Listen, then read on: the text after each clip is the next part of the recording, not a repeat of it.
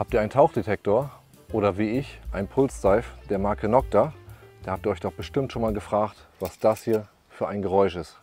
Ich kann euch beruhigen, es ist keine lose Schraube, sondern ein Kugelschalter, welches wichtiger Bestandteil der Technik ist, welches den Tauchmodus und somit die Unterwassernutzung überhaupt erst möglich macht.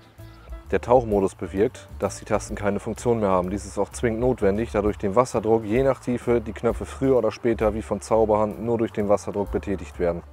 Nun kommen wir dazu, wofür ist denn nun dieser Kugelschalter bzw. die da drin enthaltene Kugel, die dieses Geräusch verursacht.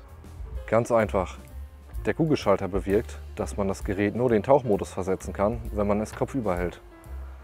Um den Tauchmodus zu aktivieren, schalte ich das Gerät erst einmal ein, dann halte ich es über Kopf, drücke die Taste F und A zeitgleich, bis dieser Ton ertönt. Nun sind die Tasten in der Suchposition alle ohne Funktion. Um das Gerät wieder zu verstellen oder das Gerät auszuschalten, halte ich das Gerät wieder über Kopf, drücke wieder die Taste F und A zeitgleich.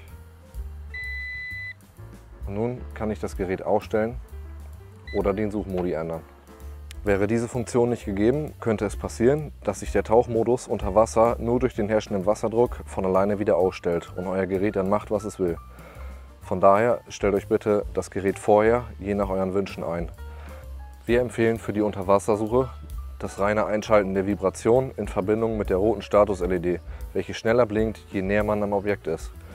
Und das Wichtigste kommt zum Schluss. Denkt bitte dran, für die Unterwassersuche ausschließlich die wasserdichte geschlossene Tauchkappe zu verwenden.